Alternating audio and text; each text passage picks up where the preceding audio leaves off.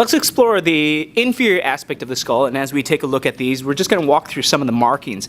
And I like to start from the anterior side, so let's get oriented. There's the front of the skull, there's the posterior side, and so let's start with the anterior side.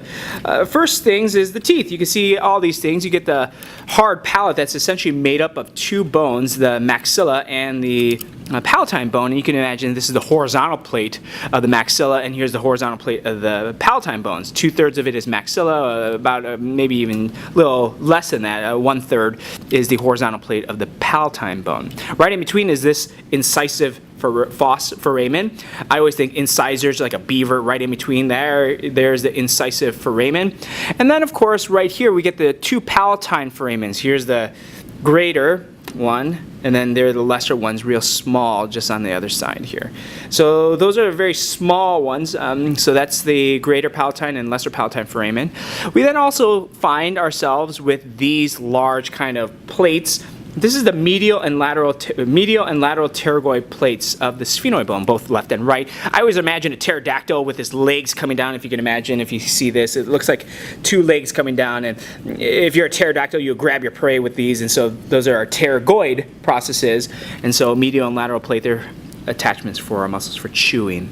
We can also see the vomer, which is mostly the inferior 1/3 or most of the posterior side of our nasal septum. And then here we are with some of the holes that we saw from the internal cranial view. We see the foramen ovale, we see the foramen lacerum, there's a little tiny foramen spinosum. Foramen rotundum is not here because it would be in the front, the anterior aspect. We also can see here this little piece, this is the carotid canal.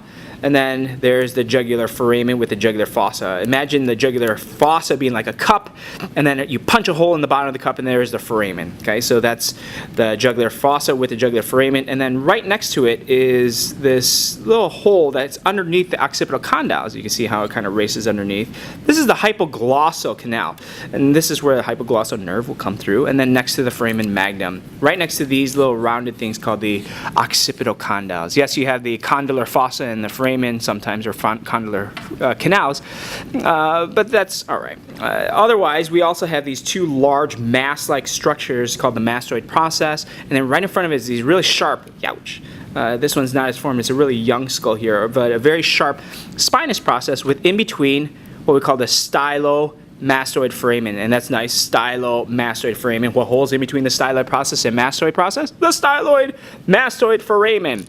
And so I personally like to go also just for the holes. We look at all the structures here in terms of like holes. I like the biggest hole, foramen magnum, and then you get the occipital condyles. So foramen magnum with the occipital condyles where it articulates so you can shake up and down, and then underneath, like hypo means below, so hypoglossal, granted that means below the tongue, but underneath the condyles I always think hypoglossal, and then it goes jugular and carotid. Those are our two big blood vessels that go to the head.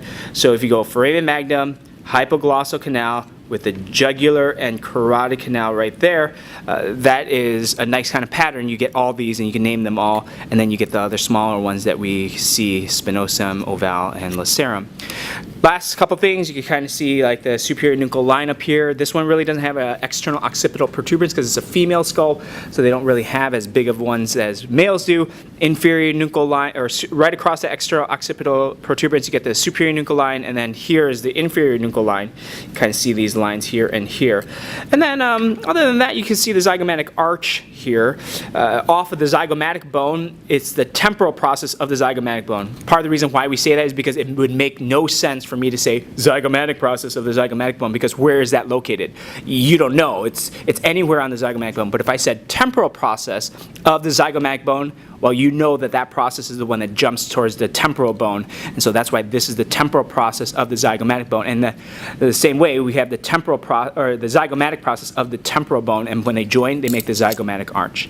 Last thing here is the nice shallow depression for where the mandible rests. That is the mandibular fossa on the temporal bone. So let's review. On the anterior side, incisive foramen with the horizontal plate of the maxilla and the horizontal plate of the palatine bone with the greater and lesser palatine foramen.